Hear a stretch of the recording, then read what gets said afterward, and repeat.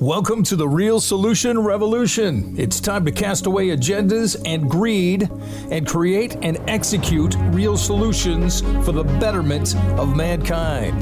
That's what we're going to be doing this year on the podcast. Here's your host, Scott Alexander. I told you last year that coming out of 2020, you were going to have a superpower, some sort of gift out of the chrysalis that was the COVID-19 year.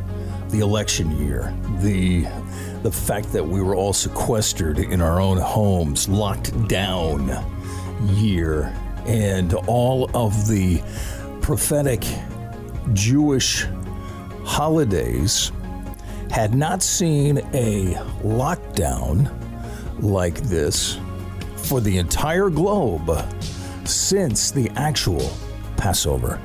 So it struck that this was a special year. It was kind of obvious. I mean, if God's going to be tilting his hand a little bit to give you a sneak peek, kind of did that in 2020 to let you know what's ahead of you in 2021. What's happening? What's going on? The pressure, you feel it. You feel the pressure. Everybody feels the pressure. You're looking around, if you're tuning into the news, boy, oh boy, your height of fear has been amped up to where it's probably taller than you now. You've got your shoulders around your neck, all tight, because there's a lot of fear out there. What's going on? What's happening?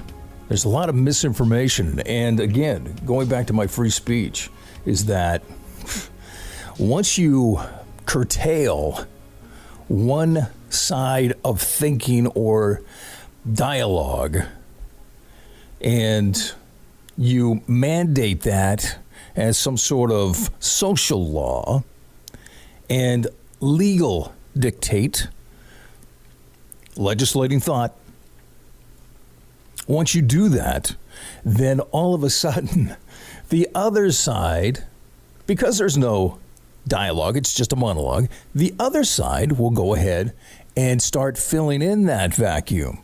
And that vacuum gets filled in with conspiracies, with ideas that are crazy. Or are they? Or are they?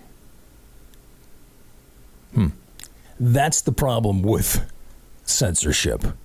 If you think you're going to suppress one side of the speech, literally what happens is it kind of ignites it. You pour gasoline on that, because now we've got other platforms that are emerging, other voices that are emerging proudly without any sort of limitations on them, and they're able to go ahead and propagate whatever they want to say. What is it that you choose to hear? Okay. Again, back to your special power in this time. You may be experiencing some awakening. And this awakening is creating a new wonder within you. And you may be thinking, am I an apostle? Am I a prophet? Am I one of the anointed watchmen on the wall? What is it? Who is it? What am I? Here's what we need to recognize. Whatever you are and whoever you are emerging into in this blessed time, you have to do it with humility.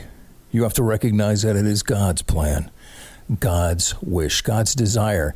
And you know what God's desire equals? Your fullest destiny. That's what it equals. And you're thinking, okay, how do I get started? What do I do? What? It will come. It will happen. When the student is ready, the teacher will come. Relax. Take a deep breath, because here is what you can do right now, wherever you are, however your life circumstances may be. You can pray. And you can pray for not only yourself, but for others. Pray for the others. You feel and you know and sense that there's pain amongst us. Pray for that pain to go away. Pray for God to deliver those folks from that pain, because you're praying for God to deliver you from that pain, right? And probably earnestly and all the time. Well, let's go ahead and enlarge that picture. And let's start praying outside of our circle, because I want you to know something. God is not deaf. God will hear you. You do not have to repeat it twice. You're heard. Okay? Pray for the peace of Jerusalem.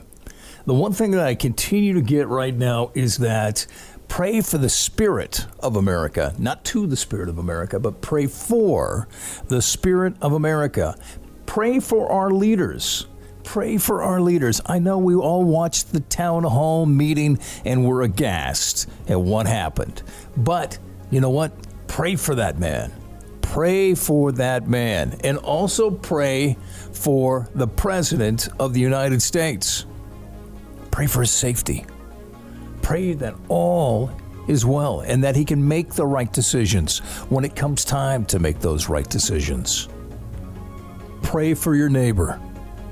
Pray for your neighbor, because those are the ones that are immediately affected by the circumstance of today.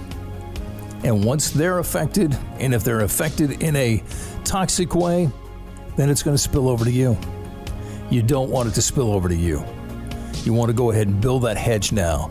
That's the thing that I feel prompted to tell you, is that you may feel that I'm not an apostle, I'm not a superman, I can't do anything here. I'm not a superwoman. With a Bible, well, what you can do is you can pray. That's it. Start there. Start there. Pray fervently, because the fervent prayer of a righteous man and woman is answered, is accomplished. So continue to pray. Continue to pray. And that's the starting point of where we need to start going now. All right? It's time for action. We've got work to do. Thank you for listening to Scott Alexander and Real Solutions. You can contact Scott at realsolutionsusa@gmail.com.